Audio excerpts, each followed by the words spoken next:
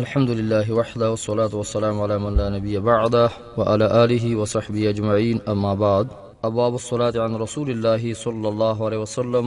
باب ما جاء في مواقف الصلاة عن النبي صلى الله عليه وسلم. مخکې د آغاز او د شروع د درس نه تمام مسلمانانو ورونو ته او د منار اسلامي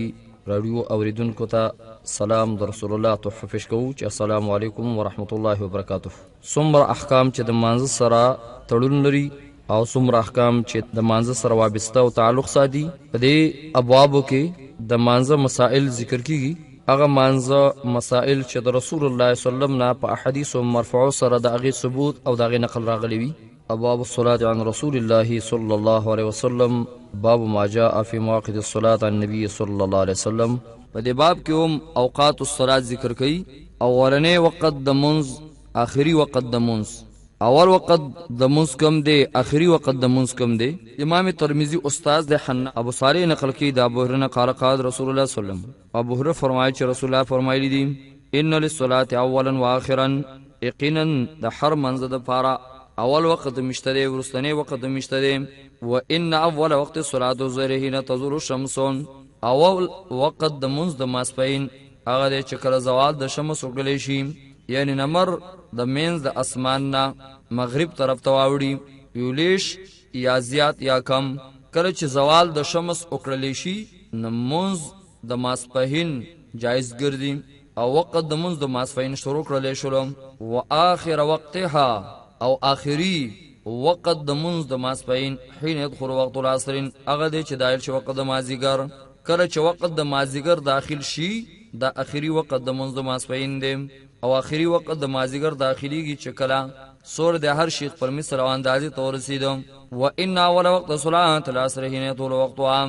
یقینا اول وقت د منځ د مازدیګر هغه دی کله چې داخل شي وقت داغي، هغه دا دی چې د هر شي سور خپل مقدار او خپل اندازې ته ورسېدلو. دا اولنی لومړنی وخت د منځ د مازدیګر دی. و ان آخر وقت حين تصفر الشمس، یقینا آخري وقت د منځ د مازدیګر حين تصفر الشمس، کله چې زیړوالی پیدا شي په نمر کې. کله چې اصفرار الشمس یعنی په نمر کې زیړوالی راغلی نو دا آخري وقت مختاره دی د منځ د مازدیګر. خو لیکن منځ د مازدیګر د ډوبېدلو د نمر پورې کېږي جائز دی، خو لیکن سره د کراهت. او وقت د اسفرار شمس دا وقت مختاره دی د مازدیګر. و ان اول وقت المغرب حين تغرب الشمس، یقینا اول وقت د منځ د ماښام کله چې ډوب شي نمر. حين تغرب الشمس، کله چې ډوبېږي نمر. کله چې نمر ډوب شو او نمر فنا شو دغه وقت د منځ د ماښام دی. و ان آخر وقتها حين يغيب الافق، یقینا آخري وقت د منځ د ماښام کله چې غیبیږي هغه سرخي په کنارو د اسمان کې. افق نه مراد شفق دی، هغه سرخي چې په کنارو د اسمان کې او په اطرافو د اسمان کې موجود ده. کله چې هغه غائب شو بس منځ د ماښام ټیم ختم، د ماخستن د ټیم شروع شو، اول وقت د ماخستن شروع کیږي. و ان آخر وقتها، یقینا آخري وقت د منځ د ماښام حين يغيب الافق، کله چې هغه وخت کې دی چې کله غایب کیږي الافق، هغه سرخي د اسمان چې په کنارو د اسمان کې موجود وي. و ان اول وقت العشاء الاخره، یقینا اول وقت د منځ د ماخستن حين يغيب الافق، کله چې غایب شي هغه سرخي په اسمان کې. کله چې سرخي او په کنارو د اسمان او په اطرافو د اسمان کې هغه ورکه شو غایب شول او هغه ډوب شو نو اول وقت د منځ د ماخستن شروع شو. و ان آخر وقتها حين ينتصف الليل، یقینا آخري وقت د منځ د ماخستن حين ينتصف الليل، کله چې شپه نیمایي ته ورسېدله. کله چې شپه نیمې ته ورسېږي نو دا آخري وقت د منځ د ماخستن دی. د دې نه وروسته بیا منځ د ماخستن کېږي خو قضا به وي، ادا به نه وي بلکې قضا به وي. وقت جائزه د منځ د ماخستن اوږد کېدلی شي تر سبا د ختلو پورې، خو لیکن بعضې وایي چې آخري وقت د منځ د ماخستن نیمه حصه د شپې ده. کله چې شپه نمای ته ورسېدله بس مونز د ماخوستن آخری وقت دیتا او د دین رستو به قضا دا ادا نه دا به قضا دا ادا دا بلکې آخری وقت د نصف الليل د دین رستو به ادا نه دا بلکې قضا ده. لیکن د بعض علماء تحقیق او رای دا ادا نه دا بلکې صدا قضا. نو این آخر وقت یقین آخری وقت ده نه انتصف الليل کلا چورسیږي شپه مایتا دا آخری وقت مختار د منزد د ماخستن. و ان اول وقت الفجر حين يطلع الفجر یقینا اول وقت د صباح حين يطلع الفجر کله چې راوخیږي صباح کله چې اول وقت د صباح هغه دی چې کله صباح راوخیږي. و ان اخر وقت یقینا آخری وقت د صباح حين تطلع الشمس کله چې راوخیږي نمر حين تطلع الشمس نبس دا به نمر راوخته نو بیا وقت د منځ د صبا ختم شو. قال امام ترمذی وی په دې باب کې روایت دی د عبد الله ابن عمر نوم باب منه دا بل باب دی داوم په منظره د فصل سابق دی د باب منظور په دې کې ذکر کړي. بي قال حدثنا احمد بن منين والحسن بن صباح البضار او احمد بن محمد بن موسى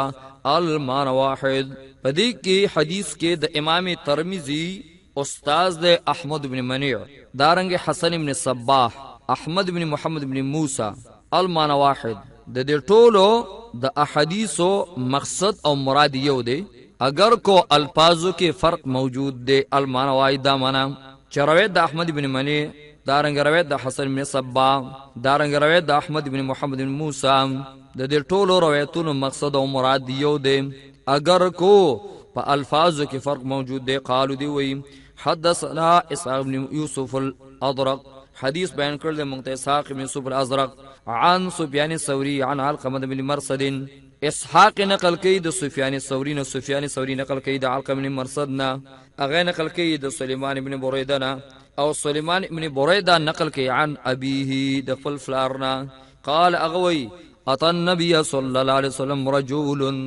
رسول الله صلی الله علیه وسلم ته شخص راغلی فسأله عن مواقیت الصلاة هغه ته پوښتنه وکړه رسول الله صلی الله علیه وسلم نه په بار د اوقات د منځونو کې چې مته یا رسول الله صلی الله علیه وسلم اوقات د منځونو بیان کا اوخیا. فقال رسول الله اقم معنا اوسېګه زمون سره ان شاء الله کو اړ الله. رسول الله تو فرمایل چې مونږ سره څو ورځې پاتې چې عملا اوقات د صلات او بجنی عملا اوقات د صلات ته معلوم شي. فامر بلالا حكم رسول الله صلی الله علیه وسلم بلال تا فاقام حين طلع الفجر اقامت وکړلو کله چې سبا راوختلو د سات مانزه د فار اقامت وکړلو کله چې سبا راو د سبا صادق ثم امره بحكم قدتا فاقام اقامت د مانزه د فار وکړو حين زالت الشمس کله چې زوال د نمر وکړل شو فصلى الظهر منذ وکد ماسپین ثم امره بحكم قدتا فاقام اقامت وکړلو د مانزه د فار فصلى العصر منذ وکد مازیګر فصلى العصر منذ د مازیګر وکړلو والشمس بيضاء مرتفع اسمان کې دا نمر تک سپین په اوچت ولاړو یعنی منذ د مازیګر ادا کړلو پاغه وخت کې چې نمر اوچت په اسمان کې ولاړو او تک سپینو زړواله میړواله پکې نو پیدا شوه. ثم امره بالمغرب به حکم کو د تپمن د مغرب حين وقع حاجب سم کلا چې فروته نمر حکم وکړه دتا د مغرب چې اقامت وکا د مغرب د مانزه د فارا پاغه وخت کې چې نمر را فروته. ثم امره بالعشاء به حکم وکړه د تبل عشاء په ماخستن د مانزه فاقام اقامت وکړه نه غاب الشفق کله چې غایب شوی او هغه سرخی د اسمان هغه سرخی چې په اسمان کې موجوده او غایب شوی و. ثم امره من الغد به حکم وکړه دتا په سبا فنور بالفجر رڼای وکړه په سبا سره په دویم ورځ باندې د منځ سبای ادا کړلو په هغه وخت کې چې فور رڼا لګېدلې و. ثم امره بظهر به حکم وکړه تا بظهر په منځ ماسپهینه فابرد رستواله وکړلو وانعم او خو کوشش وکړه ان یبرد چې رستواله وکي په منځ د ماسپهین کې په دویم ورځ باندې تاخیر او رستواله وکړلو په منځ د ماسپین کې. ثم امره بالعصر به حکم وکړو د ته په منځ د مازیګر. فاقام اقامت وکړلو. والشمس آخر وقتها فوق ما كانت، والشمس آخر وقتها او د نمر آخري وقت چې د سبا د ورځې د فرونی ورځې نه پکې تاخیر او رستواله وکړلو. خو ثم امره به حکم وکړتا فاخر المغرب ورست کو منځ د ماخام الى قبيل ان يغيب الشفق لګ مخ کې د غائب کېدلو د شفق نه منځ د ماخام ادا کړلو په دوی مورز باندې. لګ شان تمخ کې د غائب کېدلو د ډوبېدو د شفق نه منځ د ماخام ادا کړلو. ثم امره بالعشاء به حکم وکړو د ته په منځ د ماخوستن. فاقام اقامت وکړو د منځ د ماخوستن. هینا ذهب ثلث الليل کلا چې وترې وا درې مې د شپې. ثم قال به رسول الله فرمایل ان السائل عن مواقیت الصلاه سشو هغه تپوس کوونکې په باره د وختونو د منځ کې سشو چې هغه تپوس کړو په باره د اوقاتو د منځونو. فقال الرجل ویل سړي انا هنا حاضر اے د الله پیغمبر زه د مقام کې حاضرم. فقال رسول الله مواقیت الصلاه کما بین هذین اوقات د منځونو په منځ د دو اوقاتو کې شروع اول وقت او اخیر وقت رسول الله ورته د اوقاتو او خود عملا به ورته رسول الله او فرمایل چې دی اول وقت او اخیر وقت ته از دکړل په منځ د دې دواړو وختونو کې منځونه کوم. امام ترمذی وهذا حدیث حسن غریب صحیح. وقد روى شعبه نقل کړه د حدیث شعبه د علقمه بن مرصد نه ایزن دارنګي. باب ما جاء في التغلیس بالفجر. امام ترمذی دو بابونه تړلي دي. یو باب دا دی چې باب ما جاء في التغلیس بالفجر. دویم باب دا دی باب ما جاء في الاسفار بالفجر. د اول باب مقصد دا دی چې منځ سبا په تیره کې کول افضل او بهتر دي. منځ سبا کول او ادا کول د منځ سبا دا په تغلیس او په تیره کې افضل او بهتر دي. دلیل په دې باندې حدیث الباب دی یو چې عائشہ رضی الله عنها فرمایي چې رسول الله صلی الله علیه وسلم با د سبا د مانځنه کله فارغ کړل شلو نو زنانه به هم د رسول الله صلی الله علیه وسلم سره په مانځ کې شریک شوي وي. هغه به کورونو ته واپس کېدل او غټي غټي صادرې به په ځان باندې اچولې وي. خو ما يعرفن من الغلس هغه به نشول معلومېدل د وجه تیرینا چې دا سړی د کو زنانه ده. او بل روایت د عائشہ رضی الله عنها چې رسول الله صلی الله علیه وسلم تر مرګ پورې مونږ دا په تیر کې کړی دی او تغلیس کې او په تیر کې رسول الله صلی الله علیه وسلم مونږ سبا کړی دی چې پوره رڼا نه ولګېدلی. رسول الله به مونږ د سبا کول په هغه وخت دا افضل دی او دا بهتر دی. دویم باب رسول روان دی چې د دویم باب مقصد به ان شاء الله ته بیان کو. باب ما جاء فی التغلیس بالفجر. باب دې په بیان دا کول د منځ سبا په تیر کې. تغلیس هغه تیر د اخیری حسید شپې ته ویل کیږي. تغلیس دا ویل کیږي هغه تیر د اخیری حسید شپې. به قال حدثنا قتيبة عن مالك بن انس قال وحدثنا الانصاري حدثنا معن. امام ترمذی حدیث نقل کړي د قتيبة نقل کړي د مالک بن انس قال داوي وحدثنا الانصاري. امام ترمذی چې حدیث بنګړې مونږ ته انصاری نقل کړي د معن او معن نقل کړي د مالک نقل کړي د ابن سعید نه. ابن سعید نقل کړي د عمران عائل نقل کړي د عائشہ نه. قالت عائشہ رضی الله عنها فرمای ان كان رسول الله صلی الله علیه وسلم دا ان په مقام کې ان مخفف من المثقل انه كان یقینا او رسول الله صلی الله علیه وسلم ليصلي الصبح چې منځ سبا به وکړو. فینصرف النساء واپس کېدل به زنانا د مانځنا. قال الانصاری وی انصاری چراوی د حدیث دی فیمر النساء تیرې دل به زنانا متلففات بمروتهن په داسې حال کې چې ځانونه باندې به غټي غټي صادري اچولې او پای کې به ځانونه پټ کړیو. ټول بدن به پای کې پټ کړیو. متلففات بمروتهن دا متلففات منصوب دی بنا بر حالیت. بمروتهن مروت جمع د مرتن دا. مرتن غټ صادر او لپټي ته ویل کیږي او غټ زوړي کې ته ویل کېږي. مقصد دا دی چې زنانه به کله واپس کېدلې د جماعت نه کورونو ته، نو سرونه او بدنونه به په غټ غټ څادرونو کې پټ کړي وو. خو ما یعرفن من الغلس، نشل پیژندل کېدلې دی من الغلس د وجې د تیرینا، نشل معلومېدلې د وجې تیرینا چې اچا نه پیژندلې چې دا سړی دی کو زنانه، دا نه معلومېدل چې دا سړی دی کو زنانه. وقال قتيبة وي قتيبة چراوی د حدیث ته متلفعات، د متلففاتن په زبان دی هغه متلفعاتن وی، معنی د دوړو یو دا، معنی کې فرق نشته، معنی یو دا. د دې حدیث نا مسله معلومه شوله د باب مسأله الحديث د باب نه راوتله، هغه دا حدیث نه مسله د باب راوتله چې رسول الله صلی الله علیه وسلم منز د سحر بډیر وختي کولو او تیره بوا رڼا به فوره لګېدلې نوا. وقال په الباب په دې باب کې روایت د عبد الله بن عمر او د انس او د خیله بنت مخرمه. قال امام الترمذي حديث عائشه حديث حسن صحيح وقد رواه الترمذي عن عروه اشتنه وهو الذي اختاره غير واحد من اهل العلم اصحاب النبي صلى الله عليه وسلم منهم ابو بكر وعمر ومن بعد من التابعين. امام الترمذي وی په ډېرو صحابو طریقه داوا لکه ابو بکر عمر د خلفای اربعو چې هغه به د سحر منز وختي کولو، او دارنګ ومن بعد من التابعين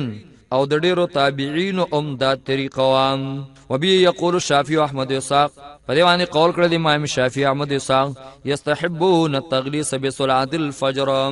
مستحب غني دیو التغلیس مستحب غني التغلیس منز کول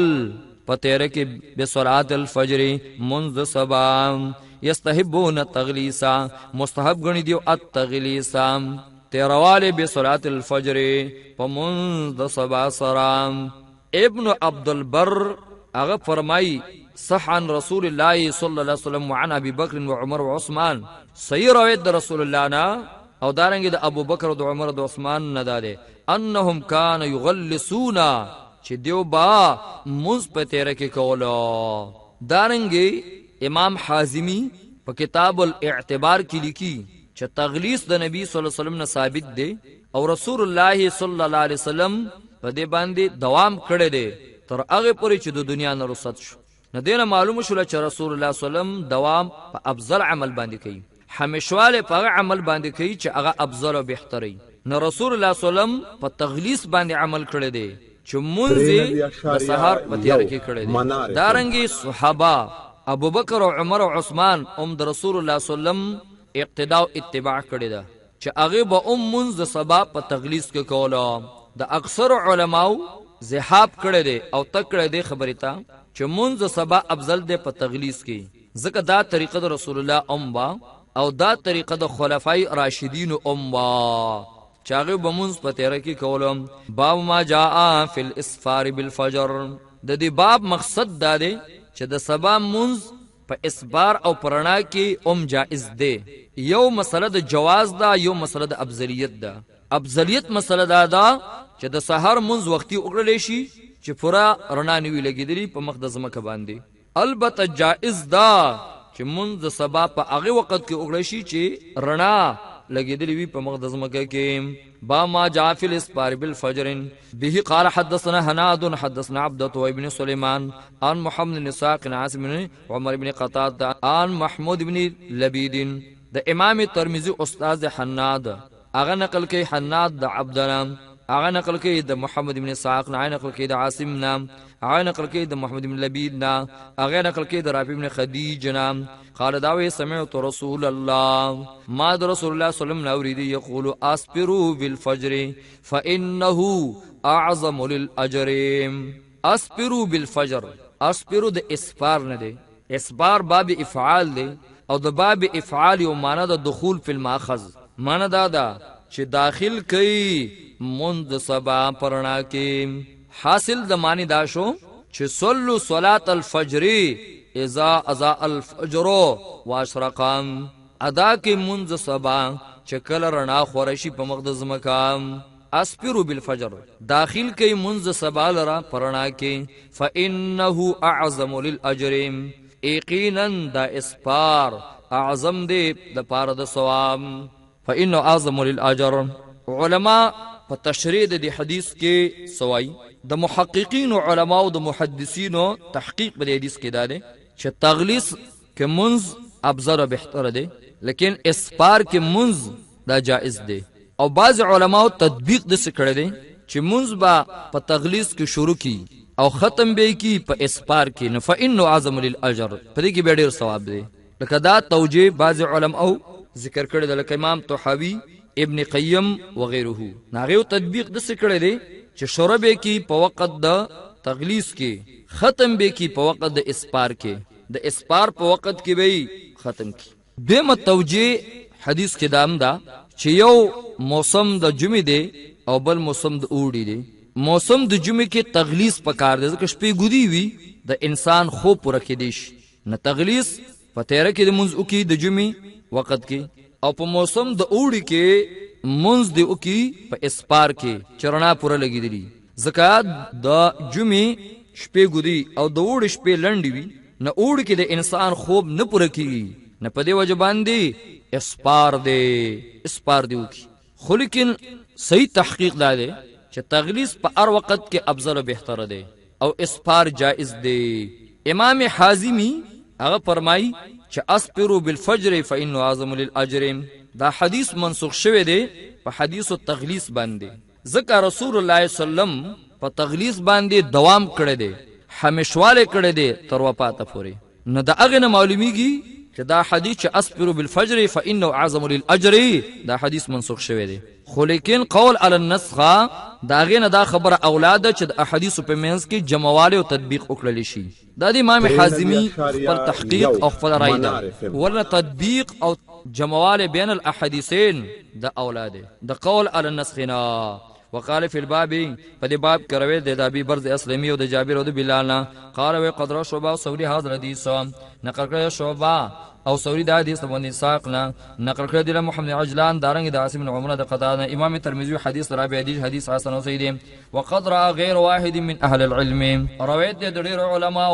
من اصحاب النبي صلی الله علیه وسلم الاسبار بصلاه الفجر چرنا کول او منز کول په وخت درنا د صبا کې دا افضل دی وبي يقول سفيان الثوري فدی باندې قول کړی دی سفيان الثوري دارنګي نور علماء فدی باندې قول کړی دی وقال الشافعي واحمد واسحاق مان الاسبار امام ترمذی د امام شافعي او د امام احمد د صاحب باندې قول نقل کړي چې اسپروا بالفجر فإنه اعظم للاجر د اسپار مان د کې صدام ودل کې د اسپار مان دادا چې منځ سبا وکي په هغه وخت کې چې ستاسو یقین پیدا شي چې سبا را خطر دی او شک مک ختم شي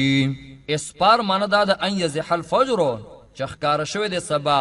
فلا یشک بیا چې شک نشي کېدلی په دې کې فلا یشک فيه چې شک نشي کېدلی په دې کې وقال شافعي احمد اسحاق مان الاسپار امام شافعي او احمد او اسحاق وایي چې معنی د اسپار څه ده ان یزح الفجر چخکار شوی سبا فلا یشک فی چې شک نشي کېدلی پای کې ولم يروا او دیو دانه غني چې ان معنی الاسپار چې معنی د اسپار صدا تاخير الصلاه رستواله د منځ دی و د دې مقصد دانه دی چې منځ برسته کولای شي تر دې پرې چې خپ پوره نه ولګي الحمدلله والصلاه والسلام علی من لا نبی بعده وعلى اله وصحبه اجمعين اما بعد د الله په فضل او د الله په رحم او د الله په نصرت باندې د سنن ترمذی د درس آغاز او شروع کیږي بیان د اوقات الصلات بیانېدل چې په کوم وختونو کې منځونه فکار دي نننې درس هغه په دې کې دی چې د ماسپهین منځ مستحب دادا چې په اول الوقت کې وکړل شي بهتر او افضل دادا چې د ماسپهین اولنې وخت چې کله زوال د نمر وکړل شي نه په آی کې د ماسپهین منځ فکار دی د حدیث الباب نه دا مسله ثابتېږي او دا رنګي د نور احادیثونه چې امام ترمذی پاغه باندې حواله ورکړي د اجمالا د هغه حدیثونو دا خبره ثابتېږي چې طریقه د نبی صلی الله علیه وسلم په عام منځونه کې داوا چې هغه به وختي منځ کوله صحابه فرمایي چې اذا صلينا خلف رسول الله صلی الله علیه وسلم بالزحائر سجدنا على ثيابنا اتقاء الحر موږ به کله رسول الله صلی الله علیه وسلم پسې منځ کوله د ماسپهین نو موږ به سجده په جامو باندې کې خدلا د بار د بچاو د ګرمۍ د ځمکه به ګرمه شوې وه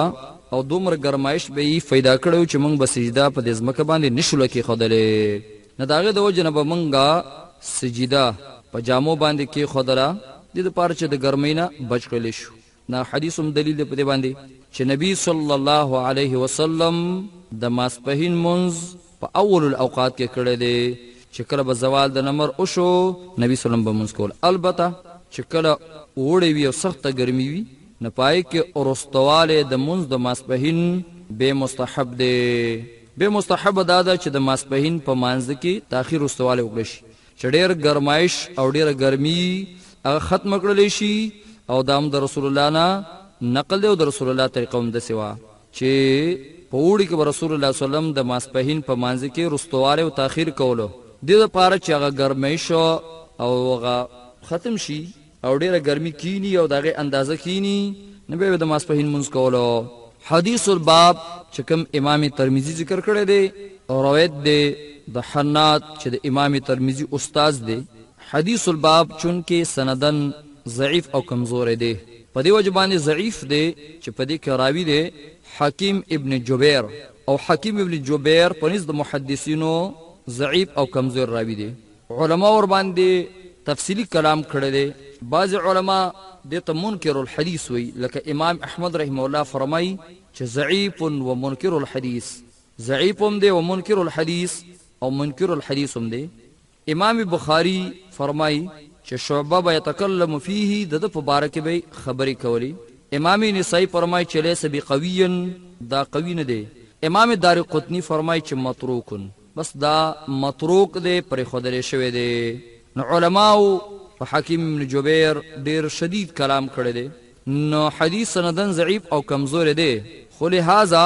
د دې حدیث په معنی کې نور احادیث موجود دي. د هغې نه مسألة الباب ثابتېدی شي. مسأله د باب د نور احادیثو نه ثابتېږي. نو لہذا کو حدیث کمزور هم شو خو چې چونکې د دپاره شواهد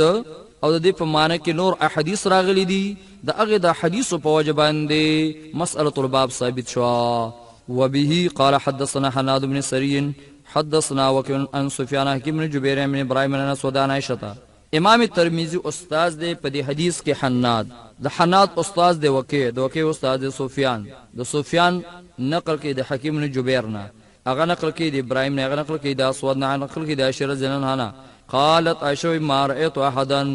ما ندلیدل اڅوک قال اشد تعجیلا لظهر من رسول الله صلی الله علیه وسلم چې زیات جلتی کوونکې ماسپښین مانځل را من رسول الله په دې کې ډېر جلتی کوله ولا من ابي بکر ولا من عمر ما اڅوک نه دلیدل چې هغې جلتی او تلوار کوونکې وي د مونځ د ماسپښین لره غیر د رسول الله او د ابوبکر او د عمر نه چې هغې به ابوبکر او عمر او رسول الله صلی الله علیه وسلم به د ماسپښین په مانځ کې ډېره جلتی او تلوار کولو. قال امام ترمذي وی وفي الباب عن جابر بن عبد الله وخباب وابي برده وابن مسعود وزيد بن ثابت وانس وجابر بن سمره حواله ورکړه په نور حدیث باندې اجمالا چې په دې باب کې د جابر بن عبد الله نو روایت شته د خباب رضی الله عنه نو روایت شته دی. جابر رضی الله عنه روایت امام بخاری نقل کړی دی. حدیث د خباب مسلم راوړی دی. دارنګ په دې باب کې د ابي برزه نو روایت شته دی. روایت د ابو برزه امام بخاری مسلم دوړ ذکر کړی دی. د عبد الله بن مسعود نم د روایت شته دی چې ماجه راوړی دی. زید بن ثابت نه په دې کې روایت دی. زید بن ثابت او روایت دا بخاری او مسلم ته اشاره کړی ده. بل روایت دی د انس چې بخاری مسلم راوړی. جابر بن سمره روایت دی هغه مسلم ذکر کړی دی امام مسلم رحمه الله. نو فی الباب په دې باب کې روایت دی جابر بن الله او د خباب او د ابي برزه او د عبد الله بن مسعود او د زید بن ثابت او د انس او د جابر بن سمره. قال امام ترمذی و حدیث عائشه حدیث حسن حدیث د عائشه حدیث حسن دی وهو الذي اختاره اهل العلم من اصحاب النبي صلى الله عليه وسلم بعضهم. دا هغه مسلک دی چې جمهور صحابه او تابعین غوړه کړی دی چې دا حدیث دلالت کوي په دې باندې چې د ماسپښین منځ وختي پکار دی. کله چې زوال د نمر وکړلی شي پای وکې پکار دی. دا قول دی د جمهور علماو. وقال علي قال ابن سعيد قد تكلم شعبة في حكيم بن جبير. ابن سعيد فرمای قد تكلم شعبة کلام کړی دی شعبه علی ابن مدینی فرمایي چې ابن سعید فرمایلی دي چې شعبه کلام کړی دی په باره د حکیم بن جبیر کې چې دا راوی متکلم فی قال احیا یحیی ابن سعید وی وروا له سفیان وزائدتهم د حکیم بن جبیر نبا سفیان او زائده روایتونه نقل کول ولم يرى بحدیث باسا ندے گنل ابن سعید حدیث دی باندې اسباق کوم قال محمد امام بخاری قد روي عن حكيم بن جبير سعيد بن جبير عن النبي صلى الله عليه وسلم في تاجيل الزرم روایت نقل کړل شوی د حکیم بن جبیر چا نقل کړي د سعید بن جبیر نه نقل کړي د عائشہ نقل کړي د نبی صلی الله علیه وسلم في تاجيل الظهرين وتلوار د منذ ماسپین کې وبه قال حدثنا حسن بن علي الحلواني اخبرنا عبد الرزاق اخبرنا معمر الزهري قال اخبرني انس مالك ان الرسول صلى الله عليه وسلم صلى الله عليه وسلم نزلت الشمس د حدیث مقصد هم دا دی چې منذ ماسپین رسول الله صلی الله علیه وسلم وختي کړی دی چې کله به زوال د نمر وکړل شلو زوال د نمر وکړل شلو نو نبی صلی الله علیه وسلم با منذ د ماسپین کولو صرف جمعه موسم کې نبی صلی الله علیه وسلم اکثر اوقات جمعه کې اول وخت کې کړی دی خو لیکن په وړي کې نبی صلی الله علیه وسلم هدایت داو امت ته چې ابریدو رستواله او کې په منځ د ماسپهین کې چې د ګرمي عيش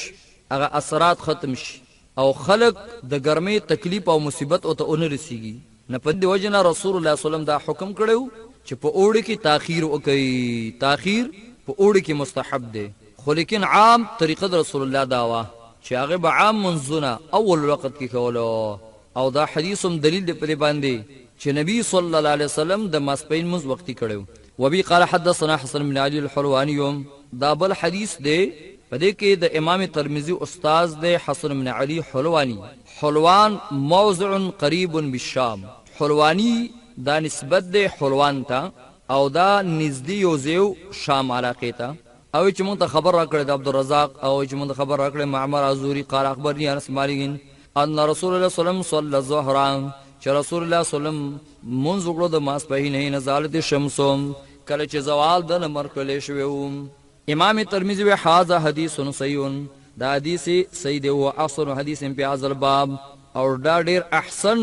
خسته حدیث دی په دې باب کې او په دې باب کې بل د جابر رضی الله عنه باب ما جاء فی تاخير الظهر فی شدت الحر امام ترمذی بل باب اترلو چې دا متعلق دی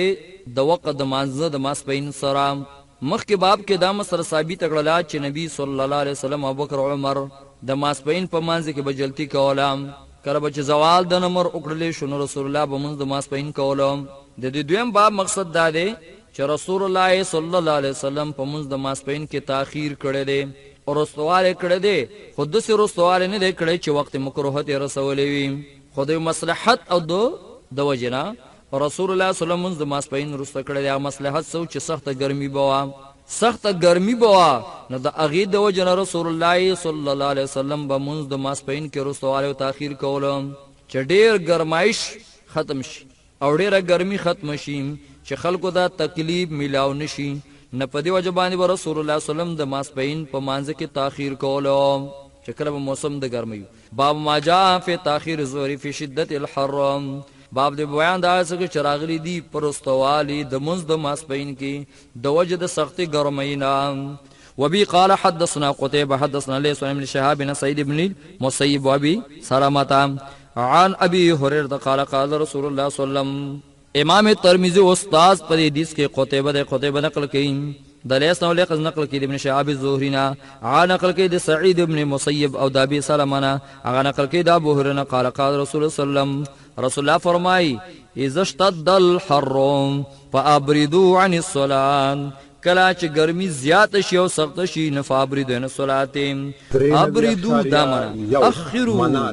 رستوال او کې د منځ د ماسپهین الى ان يبرد الوقت چې دا وخت یخشي یا فابردوا باب افعال او باب افعال یو معنی د دخول فی الماخذ نه دې معنی دا چې داخل کوي منځ د ماسپین لره پخنه کوي فإن شدة الحر من فی جهنم یقینا سخت ګرمي دا بلاست جهنم دی دا سخت ګرمي دا بلاست د جهنم دی د حدیث کې د علماو دوا اقوال او دو رأی دي یو رای د علماء دا چې دا حدیث محمول علی الحقیقت دی. کم گرمایش او کم گرمی چې په مخ د ځمکه باندې خوريږي نه دا بلاس دی د جهنم. او دلیل په دې قول باندې حدیث دی د ابو هريره رضی الله عنه اشتقت النار الى ربها فاذن لها بنفسين نفس في الشتاء ونفس في الصيف. اشتقت النار الى ربها شکایت وکړلو په زبانی حال سره اور الى ربها پر رب تام فاذنا اجازت وکړلو الله هغه ته بنفسين په 200 اخستلو سره نیو صحیح واغستره په جمعې کې نه اغا خطه طرف برابر شولم ونفس په سیپ او دویم صحیح واغستره په وړي کې دا برابر شول فرته ظاهر طرف د زمکې تام ظاهر طرف د زمکې ته نه داغه د وجنه گرمایش د زمکې جوړ شو. حدیث نه معلوم شو چې اشتقت النار الى ربها اور ډیر گرمایش د وجنه شکایت کو خپل رب ته په زبان حال یا په زبان قال سلام. الله ورته چې دو ساګانی والا نه یو سی واسطه په اوړي کې نه هغه ظاهر طرف ترالم د زمکه ظاهر طرف ترالله نه داغه نه گرمایش په مخ د زمکه باندې جوړ شوم. بل زری سا واخسترا په جمی کې هغه داخل طرف ترالم باطن طرف ته هغه سا لاړلم نه هغه گرمایش پیدا نش نه جمی کې گرمایش نه وړي کې گرمایش. اوس په دې حدیث باندې او په دې رای باندې یو اشکال دار راغله چې کله دا بلاس د جهنم دی په کار دا دی چې په ټول زمکه باندې یو شانت گرمایش وي او قانون دا دی چې بعضی زمکو کې بعضی علاقو کې بعضی ملکونو کې ګرمي ډیرې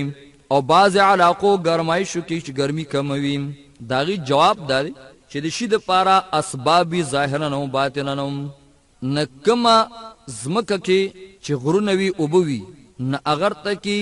دفاعي اسباب د گرمایش موجود دي. گرمایش شتا خو چون کې داغه په مقابل کې دفاعي اسباب شته دي نه گرمایش کته کی او کمی کی او اغاز مکا او علاقه چې غر نه لري نږدې ونه بوټي به کمی دریابونه خوا کې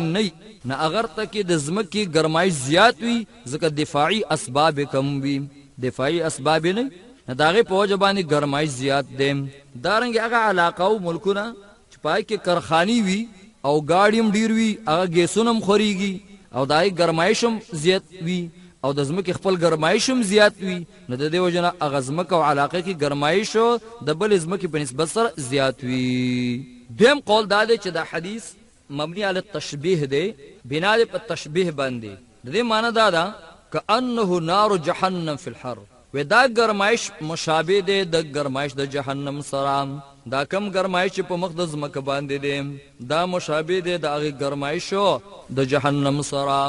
راجی قول اول دی چې بس دا حدیث محمول علی الحقیقت کا دا په مخ د زمکه باندې اوړي کې چې کم گرمایش او ګرمي خوريږي دا د جهنم بلاس دی چې الله فرته طرف تراخي جوړلې زمکه سر ته راخي جوړلې. وقال في الباب بدي باب کروي د ابي سعيد او د ابي ذر او د ابن عمر د مغيره او د قاسم بن صفوان هغه نقل کې د خپل پلان او د ابي موسى او د عبد الله بن عباس او د انسنا قال وي ورويان عمر النبي صلى الله عليه وسلم في هذا روایت نقل شوی د عمر چا نقل کوي د نبی صلی الله علیه وسلم په هاذا په دې مسله کې خو ولا يصح خو اگر روایت چې کوم دی صحیح نه دی زکا پای کراوی دی محمد ابن حسن بن زباله او اغه وضع الاحاديث مکو ځان به اکثر احادیث جوړولم او دا روایت ابو يعلى او بازار نقل کړی دی.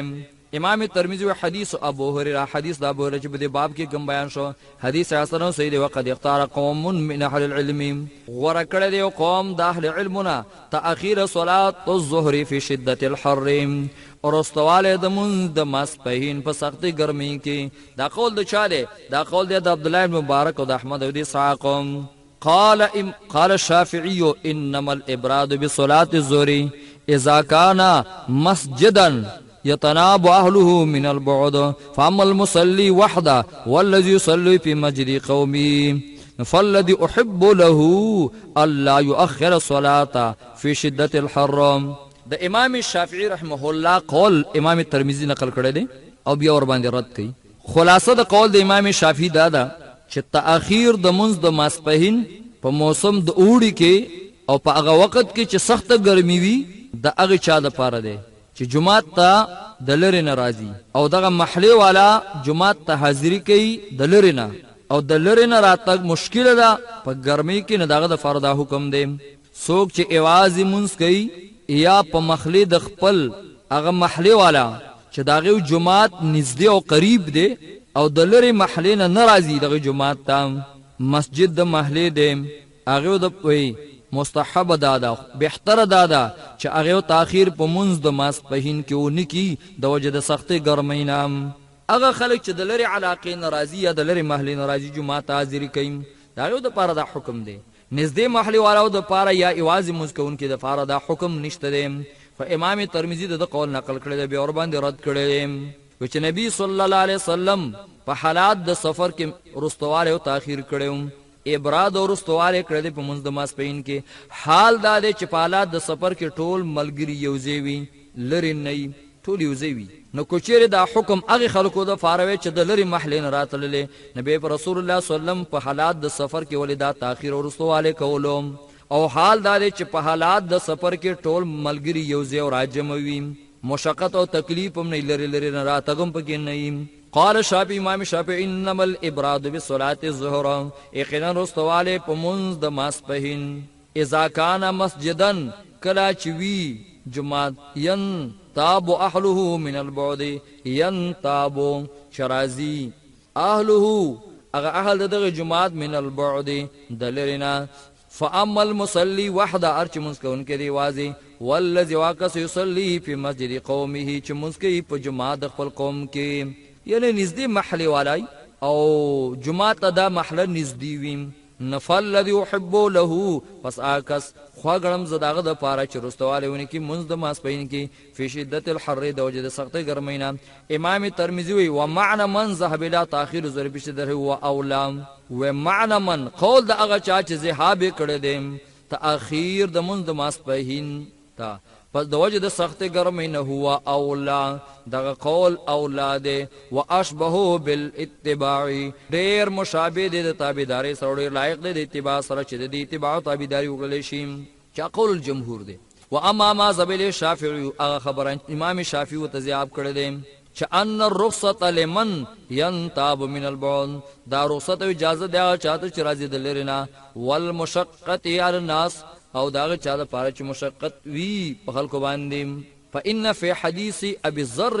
یقینا په حدیث دا ابو ذر کې ما خبره دا چې دلالت کې په خلاف داغه خبرې چې ولید امام شافعي قال ابو ذر ویل ابو ذر كنا مع النبي صلى الله عليه وسلم في سفر منګه د رسول الله په سفر کې فاذن بلال بصلاه الظهر اذانو کې بلال د مانزه د ماسپین د فارا فقال النبي صلى الله عليه وسلم ویل نبی سلام یا بلال ابرد ثم ابرد رستواله وکا تاخير وکا یا داخل کا منز لرا په وښنی کې فلو کان الامر کوچره خبر هغه شان د چولی د امام شافعي لم يكن للابراد في ذلك الوقت معنا نبی نو د ابراد د پاره په دغه وخت کې سمانه او سپایدا ولی لاجتماعهم في السفر د وجه راجمه کېدل دینو په سفر کې وکانو دي چل لا يحتاجون محتاجنو دي ان ينتابوا شراغل من البعد دلرنا وبي قال حدثنا محمد بن غيلان حدثنا ابو داود الطيالسي قال انبانا شعبه عن محاجر بن حسن عن زيد بن وهب عن ابي ذر ان الرسول صلى الله عليه وسلم كان في سفر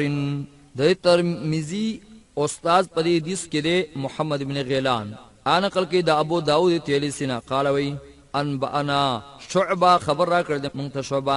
چاغه نقل کې د محاجر ابن ابي حسن هغه نقل کې د زید ابن وهب نه هغه نقل کې د ابي ذر نه ان رسول الله صلی الله علیه وسلم کار فی سفر او رسول الله صلی الله علیه وسلم په سفر کې ومعه بلال او دا سره بلال رضی الله عنه فاراد اراده کړه یو قیمت اقامت وکي فقال بلال تعالی ابرد تاخير وکا په منځ د ماسپین کې ابرد دا معنا چې تاخير او رستواله وکا په منځ د ماسپین کې ثم اراد ان يقيم به اراده وکړه بلال چې اقامت وکي فقال رسول الله صلی الله علیه وسلم رسول الله ورته فرمایل ابرد فی الظهر تاخير او رستواله وکا په منځ د ماسپین کې قال دا وی حتا راينا تر دې چې موږ ویل فی الطلل اغه سورې د وړو وړو ډیر کو حتا راينا دا تاخیر رسول الله صلی الله علیه وسلم تر هغه وخت پورې وکړلم چې د وړو وړو ډیرکو سورې ښکار کړلې شلو حتی رأینا فئت طلل ویل د منګه سورې د وړو وړو ډیرکو وړې وړې ټوپۍ وی وړې وړې ډیرکې غونډې وی وړې وړې غونډۍ داغه سورې وکړلې شو ښکار شوم او عام عادت داده عامه طریقه داده چې وړې وړې غونډې او ډیرکې داغه سورې ال پیدا کیږي پزمکه باندې چکل فر تاخير او رسواله وکړلی شي دینه معلومیږي چې رسول الله صلی الله علیه وسلم په منځ د ماسپین کې فر تاخير کړی دی خو لیکن په وړي موسم کې ثم اقام به اقامت او فصلا منذ کو فقال رسول الله صلی الله علیه وسلم فرمایل ان شدت الحر من في جهنم یقینا ساته گرمی من في جهنم د بڑاس د جهنم نوی فابردوان سلام تاخیر وکي او رستواله وکي په منځ د ماسپین کې دا رستو کوي منځ د ماسپین کې څومره تاخیر پکار دی نه هغه کې عمره رستواله او تاخیر وکي قال امام ترمذی و هذا حدیث حسن صحیح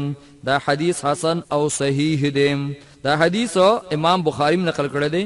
امام مسلم هم راوړی دی امام ابو داود هم دا ذکر کړی دی خلاصه د دوړو ابواب دا شولا نتیجه د دوړو بابون ندارا وتلام چې افضل او بهتر دادا چې د ماسپهین په مانځ کې تعجیل او تلوار وکړل شي دا افضل او بهتر ده البته چې موسم د اوړي دی او ګرمي زیاته ده نه پای کې به تاخير او رستواله دا مستحب دی برابر خبره ده چې ملګری د لری محل ناراضي او کو د نږدې محلي والا وی او کو سړی اوازې منځ کوي نو داغه د پاره تاخير جایز دی او رستواله جایز دی او مستحب ده چې هغه زیات ګرمایش د نمر ختم شي او زیاته ګرمي آرام باندې شي نبه به انسان د ماسپهین منځ کوي نه دا د رسول الله صلی الله علیه وسلم چې کم اوقاتو کې منځ د ماسپهین کړی وي داغه اهتمام زیات پکار دی او رسول الله صلی الله علیه وسلم په عام اوقاتو کې منځ به اول الوقت کې کولو او ډیر احادیث نوم دا مسله ثابتي او د قران کریم نوم دا ثابتي کې فاستبقوا الخيرات فاستبقوا الخيرات دا معنا چې څومره په نیک کار کې مخکېواله کولې شي نه مخکېواله کوا په نیک کار کې به رستواله او تاخير نه کې البته د مصلحت په بنیاد دیو حکمت او د پایدي په وجه باندې کو تاخير په منځ کې وکړل شي نه جواز لري لکه مثلا سحر په منځ کې به رسول الله صلی الله علیه وسلم وختي کوله چې کله ملګری ټول راجم شو کله چې ملګری راجم نو نبی رسول الله صلی الله علیه وسلم نا وخت کولو